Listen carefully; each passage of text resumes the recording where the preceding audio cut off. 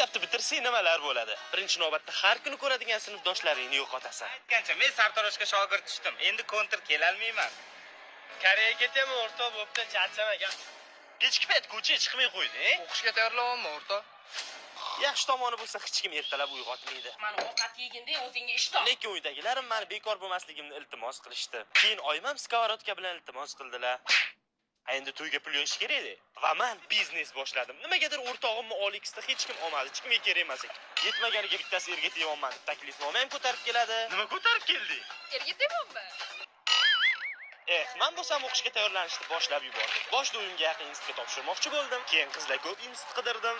Keyin bali past institut qidirdim. Yo, men kelajagimga seriyozli qarashim kerak. Shuning uchun maktabdagi sevgilim Zebo topshirgan institutga topshiraman. Men unga nimaga aynan UBS deb so'rasam, UBSda 48 ta bakalavr, 14 ta magistratura yo'nalishi bor. Jumladan moliya, iqtisodiyot, IT, pedagogika, 300 ta grant o'rni bor, IELTS, TOEFL, SAT va boshqa sertifikati borlar imtihonsiz qabul qilinarkan, tushunsanmi? shu zo'ru. AQSh va Koreyaning nufuzli universitetlari bilan hamkorlik qilisharkan. Xullas, bittada ikkita diplom olaman, ham UBSga ham chet ellik, tushunsanmi? Anu Nargizmida o'tib ketgan hozir.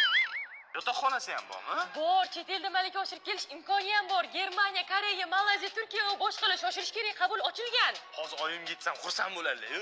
Keyin topshirishimga go deydilar. O'zing nima o'qishga topshiryapsan? Chunki UBSda bilasizmi, qanaqa qulayliklar bor. Bu yo'dachi? Biz abituriyentlar uchun. Xullas Zebo bor ekan, shunga topshirdim.